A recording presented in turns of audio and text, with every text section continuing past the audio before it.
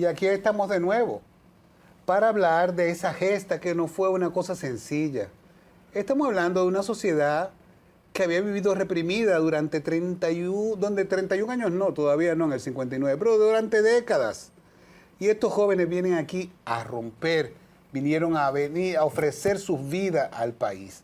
Y el ideólogo de todo fue Enrique Jiménez Moya, un dominicano que había combatido junto a los cubanos. Recordemos, señores, que en 1 de enero de 1959 había caído la dictadura de Batista en Cuba. Una dictadura que había caído tras una guerra de guerrillas de 2 años que llegó a Cuba de la mano del capitán dominicano Pichirilo, el cual fue la primera víctima de los 12 años de Balaguer, para que ustedes vean cómo son las cosas de la historia. Pero bueno, esos dominicanos vinieron junto a venezolanos, puertorriqueños, guatemaltecos, españoles, hasta norteamericanos.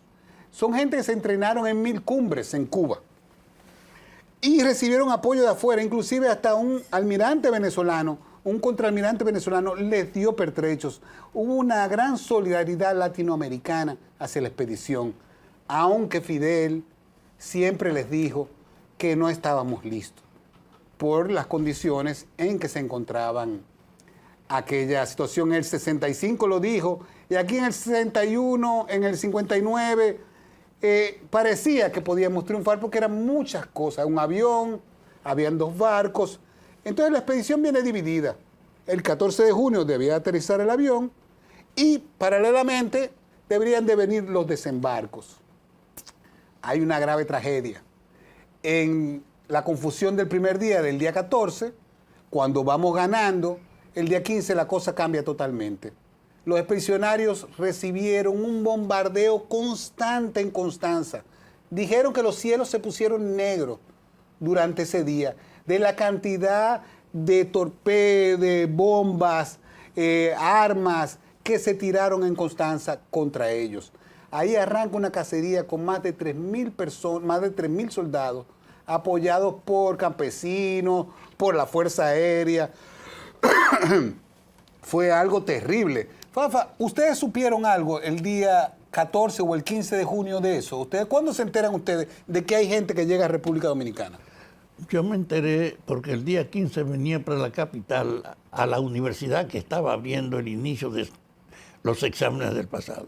Y cuando nos detienen en La Vega, en la entrada, a mí me llama la atención la presencia militar ahí. Pregunto, ¿y por qué esto que no es todos los días? Dice, es que ahí llegaron unos invasores y estaban ahí arriba.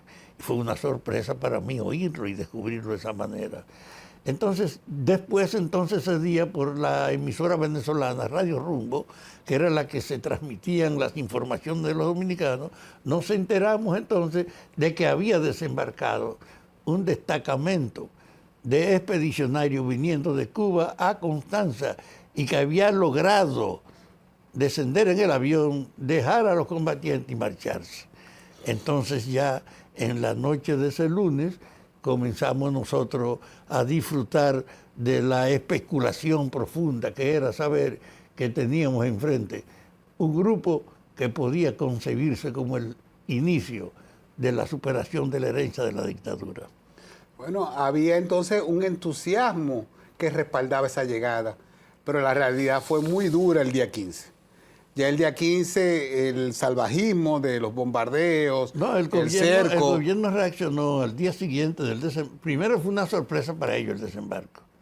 E imponerle que pudieran venir y mientras el avión iba desplegándose por el aeropuerto iban saliendo los combatientes. Y irse. Fue con una acción de película para dejar a los combatientes.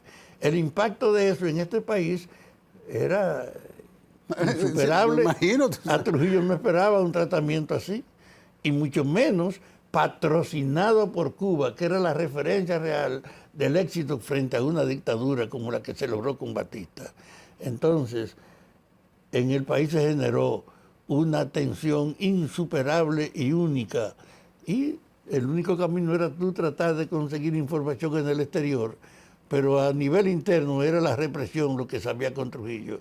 Un reforzamiento de Constanza, un una concentración militar, una declaración de emergencia interna para enfrentarse a esa amenaza de los comunistas y concentrarse entonces en Constanza, que fue en los primeros días la referencia, porque el 14 y el 20 era que iban los de la Marina que venían a desembarcar. Que debieron de haber desembarcado el día 14, todos juntos. Debían haber desembarcado simultáneamente, y cuando lo hicieron entonces ya existía la alerta de que estaban bajo la amenaza de una invasión. Señores, no solamente eso, esos pobres expedicionarios que aterrizaron, que desembarcaron el día 20 y el 21, vinieron a una trampa mortal. Uno de los combatientes, el día 14 de junio, saliendo del avión, en el tiroteo, pierde una mochila con algo terrible. Tiene los planos de los lugares donde los barcos iban a desembarcar. Señores, esos barcos, para que ustedes vean cómo es la cosa de la historia, en Cuba aman a un dominicano que se llama Máximo Gómez. Se le considera héroe de la patria cubana. Lo querían hacer presidente de su país. Pues los cubanos nos pagaron esa solidaridad de Máximo Gómez con un apoyo. Pero inclusive, los barcos que se acercaron el día 20 vinieron acompañados más lejos, no entraron a territorio dominicano, por una fragata llamada Máximo Gómez, que puso el ejército cubano para acompañar a los combatientes hasta allá, que llegan 6 días más tarde. Señores, vamos a poner un pequeño corte de esos momentos y volvemos con ustedes. Al amanecer del día 20, las lanchas Carmen Elsa y La Tínima se acercan a las costas de Puerto Plata y se enfilan hacia sus respectivos destinos, Maimón y Estero Hondo. Es entonces cuando el guardacosta 101 de la Marina de Guerra ataca con ametralladoras 50 y 30 a la Carmen Elsa, ocupada por 96 combatientes, los cuales tuvieron la suerte de que las dos armas se trabaron, dejando de disparar. Desde el guardacosta se avisa al alto mando militar trujillista sobre la llegada de las dos lanchas, y poco después aviones de la Fuerza Aérea entran en acción, convirtiendo ese hermoso litoral marino en un verdadero infierno. Andaba de Toronto, veo el bote grande, una yola de madera y una yola de un bote de goma, en una playita, y vuelta y vuelta y vuelta, y no da nadie. Como yo seguía pidiendo aviones, pero yo que descargaba la bomba y venía para acá, pues yo seguía pidiendo aviones. Entonces llegó la primera escuadrilla, le tiró los cohetes al barco, no lo hundió, entonces yo le dije, me parece que era Neri Abreu, córtalo con los cañones. Bien sea, en vez de apuntar, ahí, vamos a poner, tú aprieta el gatillo, lo cortas con los cañones. Y entonces seguí dando vueltas. Y no sé, desesperado estoy yo, ¿a dónde estará esta gente? A la llegada de los aviones, la mayoría de los expedicionarios ya habían desembarcado, aunque 5 de ellos cayeron abatidos y otros 2 heridos y luego asesinados, entre ellos el comandante del grupo llegado por Maimón, el reconocido luchador antitrujillista José Horacio Rodríguez. Las descargas explosivas destruyeron la Carmen Elsa. Varios de los expedicionarios mueren y sus cadáveres quedaron flotando sobre el mar, entre ellos el de Cuco Peña González y Julio Raúl Durán. Otros aviones hostigaban sin cesar a los que se desplazaban en tierra, obligándolos a buscar protección dentro de una cueva abierta dentro de un promontorio rocoso, rodeada de gran vegetación. Veo un hoyo similar a de los 3 ojos, pero que está cubierto con una mata de copey. Y digo, mira muchachos, te ven a ese hoyo. Por ahí es que hay que meter las bombas. O sea, efectivamente se bombardeó.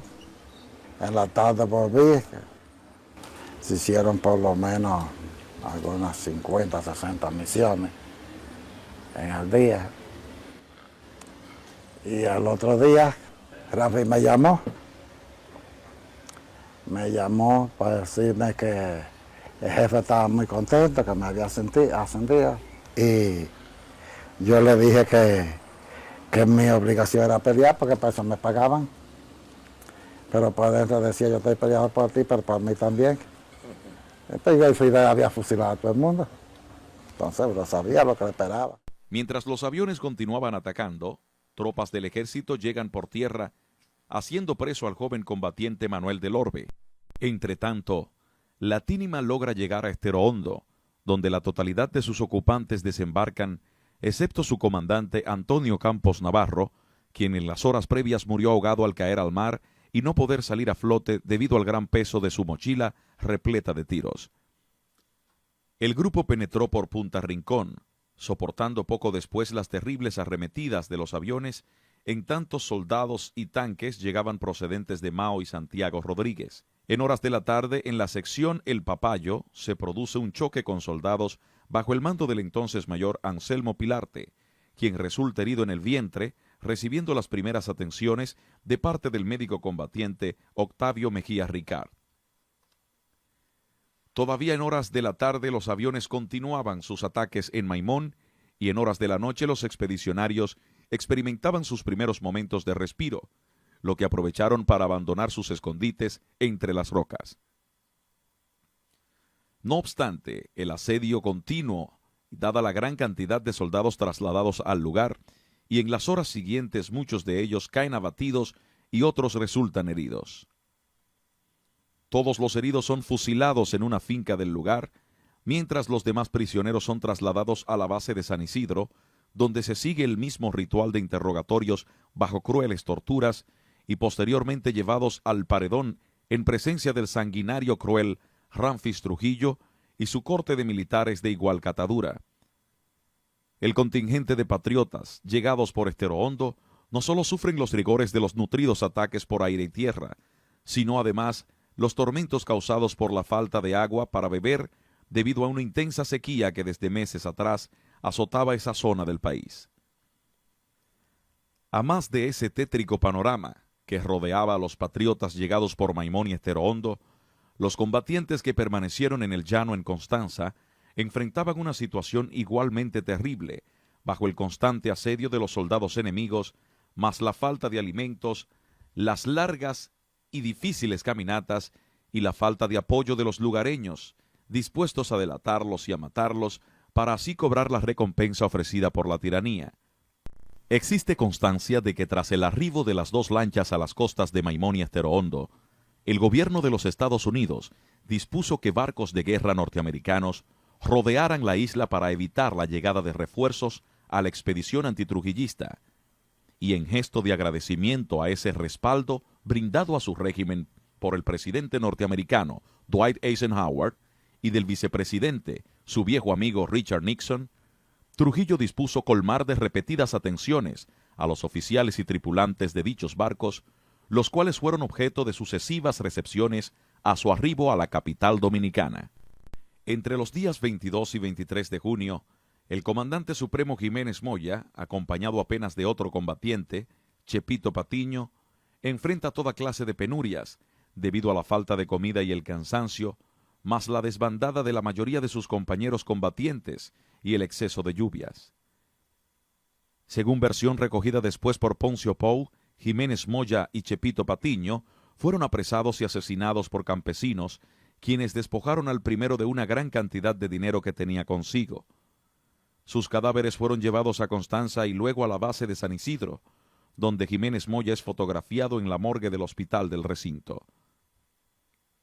3 días después del desembarco en Maimón, el doctor Mejía Ricard fue hecho prisionero dentro de un bohío y tras sufrir una atroz herida de machete entre la nuca y la espalda, es trasladado a San Isidro, amarrado de pies a cabeza y finalmente fusilado. Otros 2 prisioneros son el locutor César Federico Larancuet, igualmente fusilado, y José Mesón, quien en su condición de ex sargento de la Marina de Guerra fue sometido a los peores sufrimientos y fotografiado en la silla eléctrica de la 40, recibiendo finalmente una muerte atroz en presencia de sus excompañeros de la institución naval. Y aquí es donde a uno se le encoge el corazón. Pongámosle nombre a aquello. Fueron 2 embarcaciones escoltadas por la fragata cubana Máximo Gómez, La lucha contra Carmen Elsan desembarcó por Maimón con unos 96 hombres y la Tinina desembarcó en Estero Hondo, en la costa de Puerto Plata, con unos 48, al mando de José Antonio Campos Navarro, pero llegaron a una emboscada anunciada, a una trampa montada con tiempo.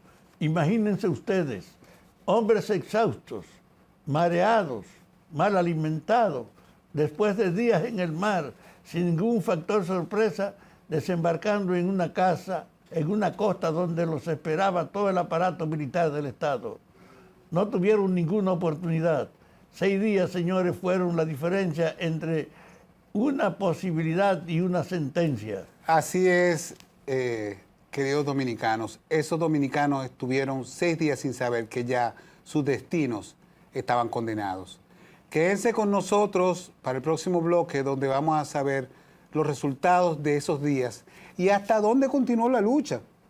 Porque la lucha, aunque se van a saber lo que le pasó a la mayoría de ellos, quienes quedan como sobrevivientes, la lucha no terminó ni siquiera en junio, ¿eh?